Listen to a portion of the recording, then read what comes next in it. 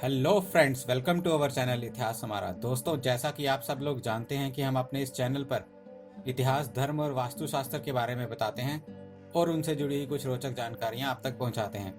दोस्तों, ऐसे ही आज के हमारे इस वीडियो का महाभारत में किस श्राप के कारण 18 दिन तक भीष्म पितामह को सोना पड़ा था तीरों की सेज पर। तो चलिए दोस्तों, आपको बताते हैं। दोस्तों, प्रत्येक मनुष्य को अपने कर्मों का फल कभी न कभी तो भोगना ही पड़ता है। प्रकृति सर्वप्रिय है, इसका न्याय सर्वोपरि और प्रिय है। इस वाक्य का अर्थ जानने के लिए हमें महाभारत काल की एक घटना के बारे में जानना होगा दोस्तों। तो चलिए इस घटना के बारे में जानते हैं। दोस्तों, बात प्राचीन महाभारत काल की है। महाभारत के युद्ध में जो कुरुक्षेत्र के मैदान में हुआ, जिनमें 18 अश्वहोनी सेना मारी गई।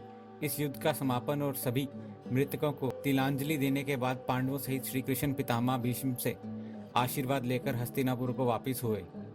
तब श्री कृष्ण को रोककर पितामह ने श्री कृष्ण से पूछ ही लिया, मधुसूदन, मेरे कौन से कर्म का फल है जो मैं सरसैया से पड़ा हुआ हूँ। ये बात सुनकर मधुसूदन मुस्कुराए और पितामह भीष्म से पूछा, पितामह, आपको कुछ पूर्व जन्मों का ज्ञान है? दोस्तों, तब पितामह बोले श्री कृष्ण से, हाँ, मुझे पूर्व 100 जन्मों का ज्ञान है कि मैंने किसी व्यक्ति का कभी अहित नहीं किया। इस पर श्री कृष्ण मुस्कुराए और बोले, पितामह, आपने ठीक कहा कि आपने कभी किसी व्यक्ति को कष्ट नहीं दिया, लेकिन 101वें पूर्व जन्म में आज ही की तरह तुमने तब भी राजवंश में जन्म लिया था और अपने पुण्य कर्मों के कारण बार बार राजवंश में जन्म लेते रहे। लेकिन उस जन्म में जब तुम युवराज थे, एक बार आप शिकार खेल के जंगल से निकल रहे थे, तभी अपने घोड़े की अग्रभाग पर एक करकैंटा एक वृक्ष से नीचे गिरा।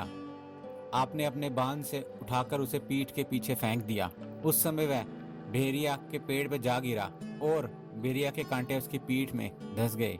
क्योंकि पीठ के बल ही जाकर गिरा था, करकैंटा जितना निकलने की कोशिश करता उतना ही कांटे उसकी पीठ में चुभ जाते और इस प्रकार करकैंटा 18 दिन जीवित रहा और यही ईश्वर से प्रार्थना करता रहा, हे युवराज, जिस तरह से मैं तड़प तड़प कर मृत्यु को प्राप्त हो रहा हूँ, ठीक उसी प्रकार तुम भी होना।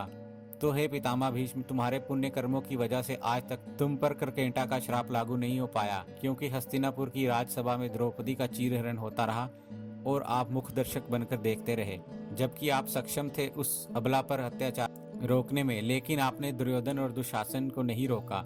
इसी कारण पितामह, आपके सारे पुण्य कर्म क्षीण हो गए और करकैंटा का शाप आप पर लागू हो गया।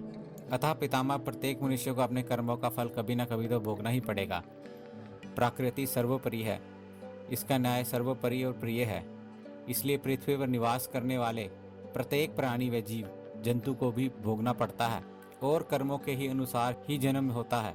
तो दोस्तों, मैं आशा करता हूँ कि ये वीडियो आपको बहुत पसंद आया होगा। अगर आप लोगों को ये वीडियो पसंद आया तो इसे कृपया लाइक करें और अन्य लोगों तक भी इसकी जानकारी को पहुँचाने के लिए इसे शेयर जरूर करें।